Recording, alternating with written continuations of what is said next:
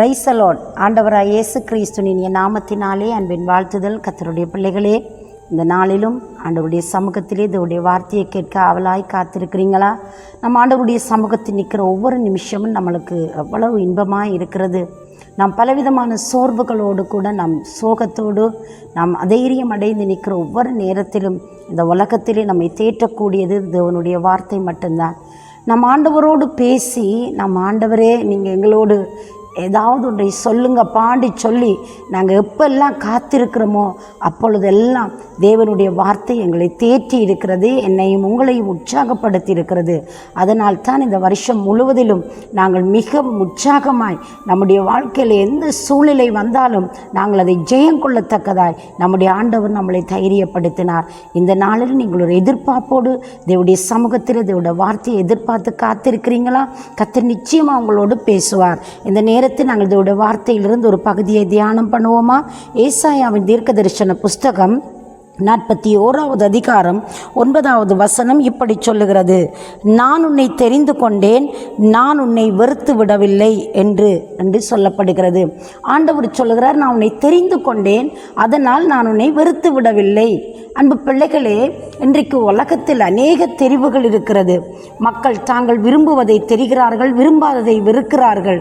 இன்னும் ஒரு பக்கம் தாங்களுடைய சிந்தனைக்கும் தங்களுடைய தரத்திற்கும் தராதரத்திற்கும் உகந்தவைகளை தெரிவு செய்கிற ஒரு காலகட்டம்தான். ஆனாலும் படைத்த கடவுள் எந்த தகுதியும் பார்க்காமல், எந்த பாரபட்சம் பார்க்காமல், எந்த ஒரு விதமான வேற்றுமையும் இல்லாமல் ஆண்டவர் நம்மளை தெரிந்து கொண்டார். அந்த தெரிந்து கொண்ட தெய்வம் தானே இந்த நாட்களில் என்னையும் உங்களையும் பார்த்து சொல்லுகிறார், நான் உங்களை தெரிந்து கொண்டேன், நான் உங்களை வெறுத்து விடவில்லை. தேவன் எப்பொழுது தெரிந்து கொள்ளும் பொழுதே நம்மேலே கரிசனையோடு கூட நம்மோடு கூட எப்போவுமே நடப்பேன் என்று சொல்லி அவர் நம்மளுக்கு வாக்கு கொடுத்து நம்மளை தெரிஞ்செடுத்திருக்கிறார். பாருங்க, அந்த நிமிஷத்தில் இருந்து நாம் வாழ்கிற ஒவ்வொரு வினாடியிலும், ஒவ்வொரு இமைப்பொழுதிலும், ஒவ்வொரு அங்கே நிமிஷத்திலும் தெய்வம் நம்மோடு கூட கடந்து வருகிறவராய் இருக்கிறார். நாம் சோர்வான சமயங்கள், நாம் அதைரியப்பட்டு போன நேரங்கள், நாம் உற்சாகத்தோடு இருந்த நேரங்கள், நம்மை வேண்டாம் என்று ஒதுக்குகிற பொழுது, நம்முடைய வாழ்க்கையிலே பலவிதமான அசௌகரியங்களை நாங்கள் சந்திக்கிற பொழுதும் ஆண்டவருடைய தெரிவு மாறலைங்க. ஏன் நாம் கூட தேவனை துக்கப்படுத்தி இருக்கலாம், அவரை நோக்கடித்திருக்கலாம், அவரை துக்கப்படுத்தி இருக்கலாம்.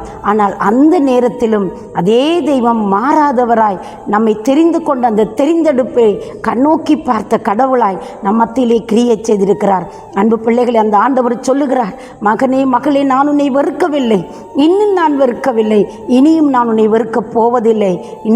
இந்த நாளிலே நான் நினைத்திருக்கிறேன், உன் நினைவாய் நான் இருக்கிறேன், என் நினைவாய் என் இருதயம் ஏங்கிக் கொண்டு இருக்கிறது என்பதாக தேவனுடைய வார்த்தை அங்கே சொல்வதை போல ஒரு உணர்வை எங்களால் உணர முடிகிறது. அருமையான ஒரு வாக்கு தத்தம். இந்த வசனம் உங்களோட வாழ்க்கையில் நிச்சயமாக ஒரு விடுதலையை கொடுக்கும். நீங்கள் சோர்வோடு கூட, பலவீனத்தோடு கூட, அதைரியத்தோடு கூட நீங்கள் பலவீனப்பட்டு சோர்வடைந்து முடியாதென்று சொல்லி நீங்கள் அந்த நிமிஷத்தில் தானே தேவன் உங்களை பலப்படுத்துகிறவராக இருக்கிறார். நீங்கள் ஒரு வேளை ஆண்டவருக்கு துரோகம் பண்ணிட்டீங்களா, ஆண்டவரை விட்டு தூரம் போனீங்களா, ஆண்டவரை தேடாமல் நிற்கிறீங்களா, உங்களையும் அவர் அழைக்கிறார்.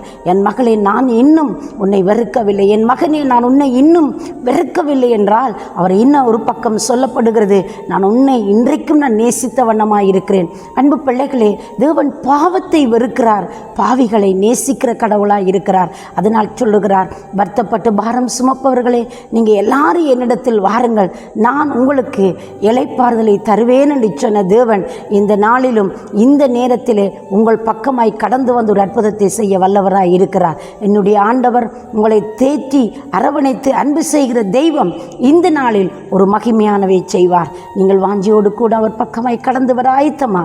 அவரை நோக்கி பாருங்கள். நான் உங்களுக்காக ஜெபிக்கட்டுமா?